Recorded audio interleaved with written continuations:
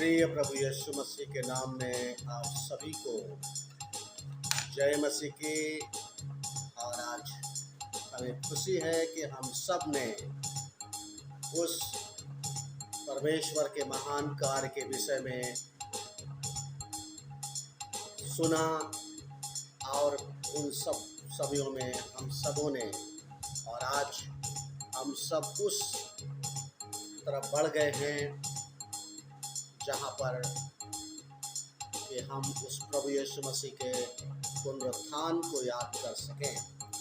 आज मैं जब बात करता हूँ कि जो बात कभी नहीं घटे हम उस पर क्यों विचार करें।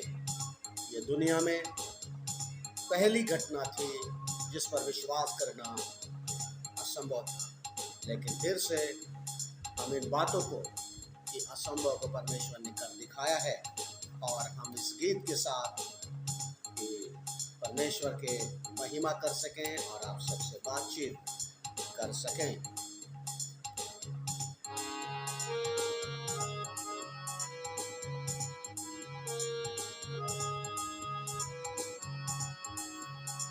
मेरे जीवन में यीशु तेरा नाम जलाल पाता रहे।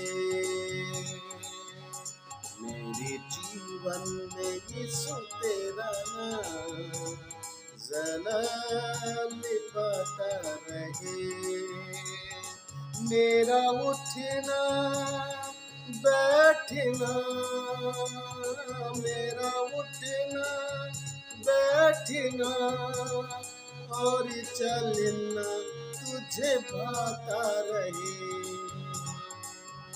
मेरे जीवन में यीशु तेरा नाम जलाल पाता रहे।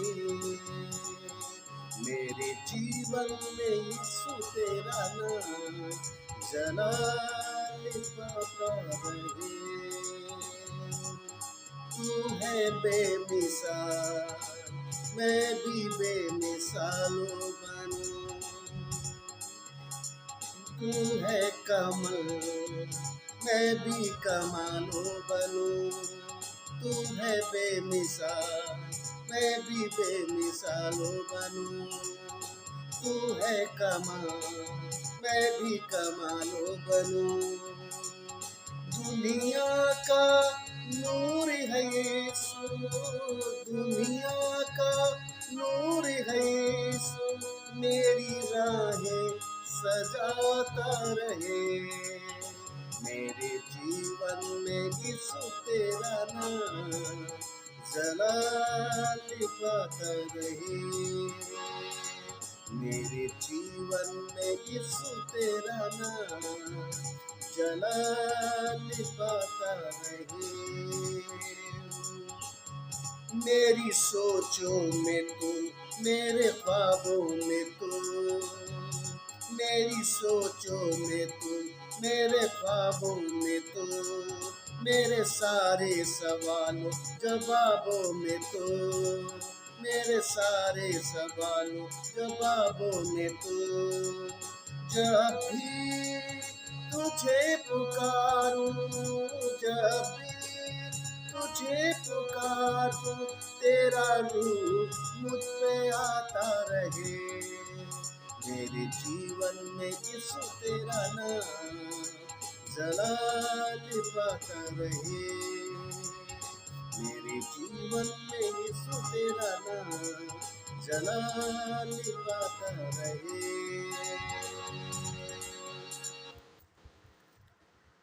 प्रभु यीशु मसीह के नाम से हम फिर से इस बात के लिए कि हम जो बात कभी नहीं घटी हम उस पर क्यों विचार करें। ये दुनिया में पहली बात थी जो पुनरुत्थान की घटना कि कैसे प्रभु यीशु मसीह को अपराधियों के साथ क्रूस पर चढ़ाया गया, गिना गया और उसने सब कुछ सह लिया और उसने मुंह न खोला, उसका न्याय होने न पाया।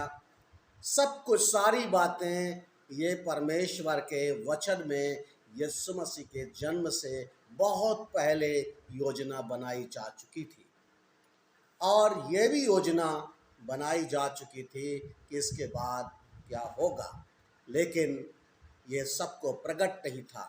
लेकिन यशायाह भविष्यवक्ता और 43 में कहते हैं, वो देखो मैं एक नई बात करता हूँ, वो कभी अभी प्रकट होगी, क्या तुम उससे अनजान रहोगे। परमेश्वर हर एक योजना को प्रकट करना चाहता है, और यशायाह 48:7 में कहते हैं, वे अभी अभी सृजी गई है, अभी अभी सृजी, परंतु आज के पहले तूने कभी ना सुनी और ना कभी देखी थी। हम सब ने गुड फ्राइडे को मनाया, यीशु मसीह को क्रूस पर याद किया गया, और उस क्रूस की उन 7 बातों को जो वर्णन की गई, और उन बातों से हम सब ने बहुत बहुत हर दिन आशीष पाए। मैं इन बातों को जो 3 भागों में डिवाइड करता हूँ।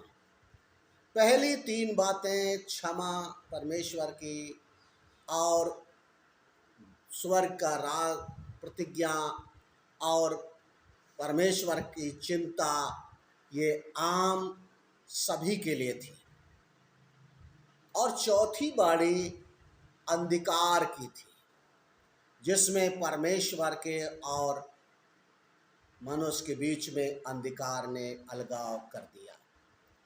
ये एक पूर्ण मनुष्य के और परमेश्वर के बीच में, क्योंकि कुछ देर पहले प्रभु यीशु मसीह ये दावा करते थे, मैं और पिता दोनों एक हैं, लेकिन कुछ ही पल के बाद सब कुछ बदल गया। और इसके बाद 3 जो बातें हैं, मैं प्यासा हूँ और पूरा हुआ, और मैं अपनी आत्मा तेरे हाथ में सौंपता हूँ, ये परमेश्वर के लिए है कि मनुष्य परमेश्वर के लिए क्या कर सकता है। वो उद्धार पाया हुआ व्यक्ति, क्षमा पाया हुआ व्यक्ति कैसे मसीही जीवन जी सकता है, कैसे मसीह के लिए कुछ कर सकता है, लोगों के लिए कर सकता है। और उससे, क्योंकि परमेश्वर की प्यास है कि इस सारी मानव जाति के लिए परमेश्वर ने हमें ये सौभाग्य दिया है, और कि हम उन बातों को बता सकें। और ये ठीक 3 बातें परमेश्वर से संबंध रखती हैं कि हम परमेश्वर के लिए क्या कर सकते हैं। 3 बातों के बाद हम प्रभु की प्यास बुझाएं, और उन सब बातों को जो प्रभु ने पूरा किया है और उन्होंने अपनी आत्मा को सौंपा। अब हम आते हैं कि प्रभु यीशु मसीह जी उठे। इससे पहले कोई भी व्यक्ति इस पृथ्वी पर, इतिहास बताता है, कोई जिया नहीं कि जो मर गया हो और जी कर उठा हो। ये विश्वास करना असंभव था। लेकिन यीशु मसीह ने जबकि याईर की बेटी को जिंदा किया, लोगों ने देखा, नाइन के विधवा को जो फाटक पर उसका जो भविष्य था, उसकी आवश्यकता थी, और यीशु मसीह ने उसे जीवित किया और उसकी माँ को सौंप दिया, क्योंकि उसकी माँ के दुख को, आंसुओं को प्रभु यीशु मसीह ने देखा और तरस से भर गया। यीशु मसीह ने 4 दिन बाद लाजर को जिंदा किया। फिर भी ये बात विश्वास नहीं हो रहा था कि यीशु जी उठेगा, लेकिन उन लोगों को, उसके चेलों को नहीं, जबकि यीशु मसीह ने कई बार लोगों को बताया था कि लोग मेरे साथ क्या करेंगे, और मैं मारा जाऊंगा और मैं तीसरे दिन जी उठूंगा और तुमसे पहले गलील को जाऊंगा। लेकिन इस सारी बातें बताने के बाद, लेकिन उनके मन में ये बातें नहीं रही, क्योंकि बहुत सारी बातों ने उन सच्चाइयों को दबा दिया, और दबाने के बाद, और इसके बाद वो सब कुछ जो गुड फ्राइडे में हुआ और होने के बाद उसे उतार करके दफन कर दिया गया, और जिस कब्र के अंदर दफनाया गया था और उसमें एक खोदा हुआ पहाड़, चट्टान से पत्थर उस पर लगाया गया था। ये बात चेलों को, लोगों को, उसके अनुयायियों को जिन्होंने सुना था ना याद रही हो, लेकिन उन लोगों को याद थी जिन्होंने कहा सुना था और जो प्रभु के विरोधी थे। कहीं इस बहकाने वाले ने, कहीं इस व्यक्ति ने जिसके पीछे संसार हो चला है, और इसने कहा था कि मैं तीसरे दिन जी उठूंगा, इसलिए इसकी कब्र पर क्या किया जाए, पहरा लगाया जाए और वहां पर सरकारी मोहर लगा दी जाए ताकि कोई तोड़ ना सके, और इस 3 दिन तक बहुत कठोर पहरा हो। लेकिन क्या हुआ, बाइबल बताती है, परमेश्वर का वचन, कि जब कुछ स्त्रियां थी, उन्होंने बड़ी तैयारी की थी, और सैटरडे का दिन था, सबत का दिन, और रातों रात सब कुछ सारे प्रबंध करना था। और बड़े सारे प्रबंधों के बाद वो स्त्रियां और वो गईं और जा कर के उन्होंने कि हम प्रभु यीशु मसीह की उस लोथ पर क्या करूँगा और उस सब चीज़ों को मलेंगे।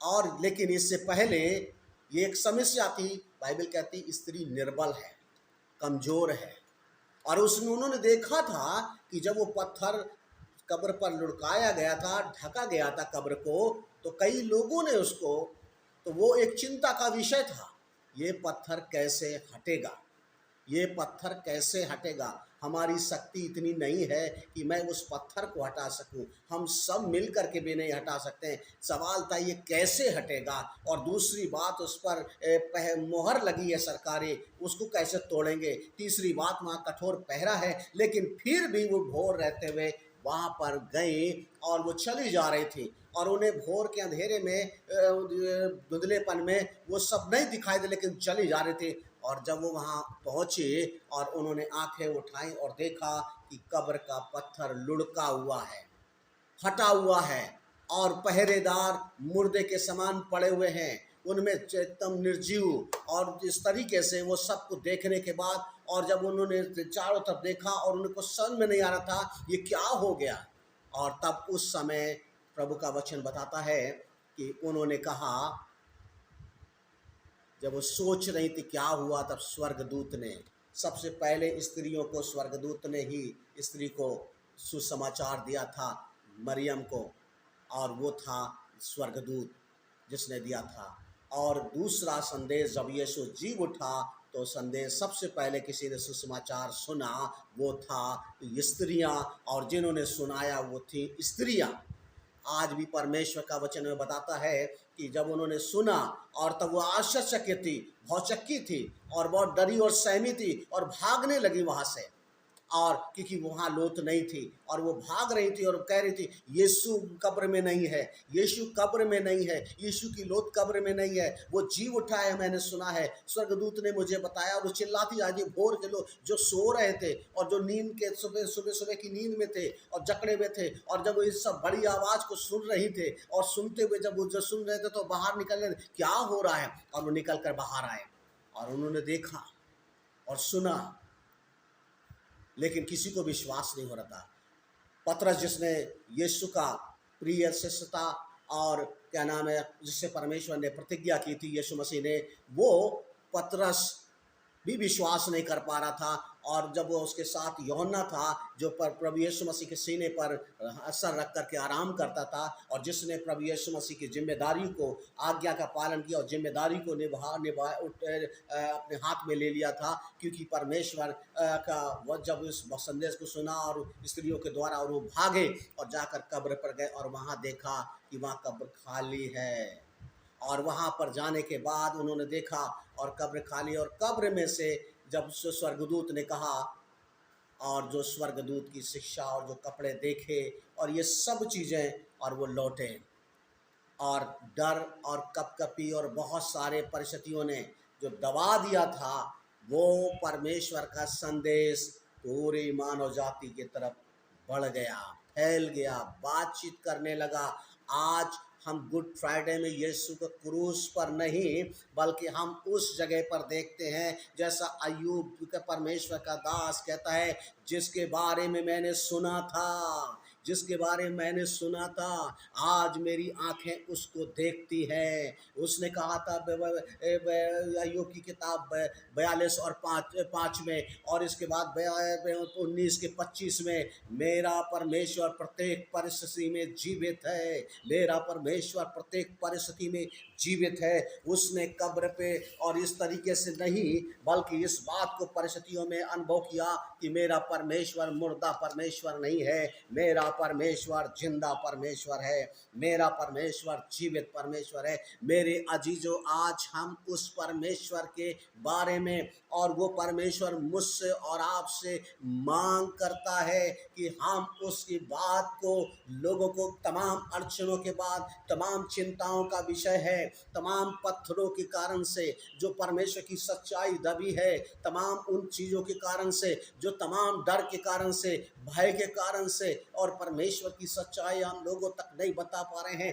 परमेश्वर का वचन कहता है, जिस समय हमारे जीवन में खुशी होगी तो हमारा हृदय उबल पड़ेगा। हम, और बाइबल कहती है, जब दाऊद कहता है, मैंने बड़ी सभा में भी परमेश्वर की सच्चाई को बताने से नहीं चूका, हम भी नहीं चूकेंगे और परमेश्वर के लोग भी नहीं चूकेंगे। परमेश्वर आज हमसे और आपसे बातचीत कर रहा है, क्योंकि परमेश्वर का वचन कहता है, यूहन्ना की किताब और उसका 15-11 में, मेरी बातें, मेरा आनंद तुम में बना रहे, मेरा आनंद तुम में बना रहे और तुम्हारा आनंद पूरा हो जाए। परमेश्वर इसलिए जी उठा है ताकि वो हमारे जीवन में रहे, और हमारे जीवन के द्वारा से बहुत से लोग जो आज निराशा में हैं, दुर्बलता में हैं, परेशानियों में हैं, और अभाव में हैं, कष्टों में हैं, बीमारियों में हैं, दुष्ट आत्माओं के बंधन में है, और वो तमाम तरह का अंधकार में है, तो वो परमेश्वर के वचन के द्वारा से परमेश्वर के प्रकाश में आ सकें, ताकि उनके जीवन भी प्रकाशित हो जाएं और वो भी प्रभु की महिमा कर सकें। वो भी कह सकें, सचमुच मेरा परमेश्वर जीवित है, मेरा परमेश्वर जीवित है। वो कल भी जीवित था, वो आज भी जीवित है, और वो सर्वदा जीवित रहेगा। वो परमेश्वर जिसने गुड फ्राइडे में हमें ये संदेश दिया कि जिसने बिना किसी बुराई के, बिना किसी द्वेष के, बिना किसी जलन के, और कहा, परमेश्वर तू इनसे प्यार कर और इनके ऊपर दोष न लगा, इन्हें माफ़ कर खुदा, ये क्योंकि ये नहीं जान रहे हैं, ये वो काम कर रहे हैं जो इन्हें पता नहीं है। और प्रभु यीशु मसीह ने वो काम जो रात आने से पहले किया, और अब हमें इस रात के अंधेरे में रख दिया है कि हम आज अंधकार भरे वातावरण में प्रभु की बात और परमेश्वर के वचन को लोगों तक बता सकें, कि लोग प्रभु यीशु मसीह में उद्धार पाएं और जीवन पाएं, और उनके प्राण और उनकी आत्मा, मनुष्य संपत्ति नहीं दे सकता है परमेश्वर को, मनुष्य खेत और ज़मीन और वस्तुएं और गाड़ी और बंगला कोई मायने नहीं रखता है। मनुष्य के पास एक चीज़ है, और वो है प्राण, उसके अलावा कुछ नहीं। और उसी को परमेश्वर, हर एक व्यक्ति का शरीर तो हमारा नाश होगा, क्योंकि परमेश्वर का वचन कहता है, स्वर्ग के राज्य में, परमेश्वर के राज्य में मांस और लोग तो प्रवेश नहीं कर सकते हैं, लेकिन जिसे प्रवेश करना है वो है परमेश्वर का योजना जो हमारे जीवन में है। और परमेश्वर हमसे और आपसे यही आज इस गुड फ्राइडे और इस पुनरुत्थान दिवस में, जो हमें परमेश्वर ने एक रीति रिवाज के रूप में नहीं, बल्कि इसलिए कि यीशु हमारे जीवन में जी उठा है, और हम इस बात की घोषणा करते हैं और बताते हैं कि वो तुम्हारे जीवन में भी, तुम्हारे जीवन में आनंद से भर देगा, तुम्हारे जीवन को भी दुख से आनंद में भर देगा, तुम्हारे विलाप को आनंद से बदल देगा, नृत्य में बदल देगा। क्योंकि जहाँ तुम सोचते तुम्हारी हमारी भलाई कहने, तुम्हें पता चलेगा परमेश्वर की उपस्थिति में ही हमारी भलाई है। और आज परमेश्वर इन तमाम बातों से हर एक को आशीषित करे कि ये पुनरुत्थान और गुड फ्राइडे की ये बातें हर एक उस व्यक्ति के लिए जो आज हमारे देश में सब कुछ बदल सकता है, सब कुछ नकली हो सकता है, क्योंकि सब कुछ नकली है हमारे देश में। चीज अमिताभ बच्चन नकली है, असली की जगह पर चाइना के पास सूरज कहते हैं नकली है। दुनिया सब कुछ नकली हो सकता है, लेकिन यीशु नकली नहीं बन सकता। हालेलुया। यीशु नकली नहीं, यीशु एक ही है। और वो चाहे क्रूस पर चढ़ा हो, चाहे वो पुनरुत्थान हो चुका हो, चाहे पिता के दाहिने जय बैठा हो, आज परमेश्वर का वचन हमें इस बात के लिए कि यीशु नकली नहीं है, क्योंकि नकली जैसा ही उसका मेकअप उतरेगा वो वास्तविक वही दिखाई देगा, लेकिन असली असली रहेगा। और आज दुनिया में तमाम लोग हैं, तमाम हैं, लेकिन उनमें से एक ही असली है, और वो है जब तुम सत्य जानोगे और तुम भी कहोगे यीशु है, यीशु है मेरे जीवन में। 1984 में सुसमाचार आया, और 89 में यीशु मेरे जीवन का राजा बन गया। वो आपके जीवन का भी राजा बन जाएगा। जब क्रूस पर उस व्यक्ति ने कहा, ए प्रभु, जब तेरा राज जाए तो मुझे याद स्मरण करना, क्योंकि उसे आज पता चल गया था, आज उसने न्याय को सही ठहराया था। आज उसने कहा, और उसने राजा और अपने आप को यीशु के हाथ में सौंप दिया। मेरे जीजो, मैं आपसे चाहता हूँ, आपके लिए प्रार्थना करूँ, इससे पहले कि आप अपने जीवन के उन सारी बातों को प्रभु के हाथ में सौंप दें जो आज आपके जीवन में परेशान करती है, निराश करती हैं, और दुखित और पीड़ित और चिंतित करती हैं। जो चिंता का विषय है, वो परमेश्वर पर अगर आप भरोसा करते हैं, जो सुनी नहीं गई वो परमेश्वर कहेगा, ओ तुमने जो देखी नहीं है, सुनी नहीं है, वो परमेश्वर जिसके बारे में अगर सुना भी है तो तुम्हारे सामने है। हालेलुया। इन स्त्रियों के सामने था, पर पत्थर हटा था, ये चिंता में थे, वो पहरे सब टूट हटे हुए थे, वो सब मोहर टूटी हुई थी, सारे नियम कानून टूट जाएंगे, और परमेश्वर की महिमा के सामने कुछ भी, कोई भी दीवार, कोई भी सामर्थ, कोई भी व्यक्ति नहीं खड़ा हो सकता है। केवल उसके अलावा धन्य है वो व्यक्ति जिसके, प्रभु भजन से था, और 32 के और एक पद में कहता है, जिसके अपराध क्षमा की गए। धन्य है आप, धन्य है मैं, कि परमेश्वर ने हमारे अपराधों को क्षमा के लिए यीशु मसीह को इस पृथ्वी पर भेजा, और उसे बलिदान होने दिया, और हमें मरने दिया, और हमें हमारे लिए जीव उठा, ताकि वो सर्वदा हमारे साथ रहे और हमारी अगुवाई करे, हमारे साथ रह करके अपनी महिमा ले पिता के दाहिने जा बैठा, ताकि वो हमारे लिए विनती करे। आइए हम प्रार्थना में चलें। हमारे जीवित महान परमेश्वर प्रभु यीशु मसीह, हम इस समय प्रार्थना कर रहे हैं एक एक जन के लिए प्रभु। आज जबकि प्रभु जी पूरे विश्व में तेरे क्रूस को, तेरे बलिदान को याद किया गया, और लोग पुनरुत्थान के बारे में, और हम भी प्रभु जी की आज मसीह यीशु हर एक के दिल में ये बातें जो बोई गई हैं, हर एक के दिल में काम करे, और लोग अपने जीवन में प्रभु का आनंद पा सकें। यदि वो निराशा में है, बीमारी में है, दुर्बलता में है, बंधन में है, या किसी और प्रकार के डर और भय और सहमे हुए कानून व्यवस्था की तमाम चीज़ों में जिन्हें लोगों को बांध रखा है, वो यीशु के नाम में इसी समय टूट जाएं, और वो आज़ाद होकर तेरी महिमा कर सकें। उनके जीवन में प्रभु वो भी कह सके, मेरा परमेश्वर मेरे साथ, और जीवित परमेश्वर मेरे साथ प्रत्येक परिस्थितियों मेरे साथ है। हालेलुया। धन्यवाद प्रभु, धन्यवाद प्रभु। उनका उद्धार हो जाए, छुटकारा हो जाए, उनके जीवन के मुर्दापन बाहर से निकल आए, मुर्दापन से बाहर निकल आए, और उनमें सामर्थ्य भर जाए, यीशु के नाम में। आमीन, आमीन। सबको जय मसीह की। प्रभु आप सबों को बहुत आशीष दे। फिर से पुनरुत्थान की शुभकामनाएं।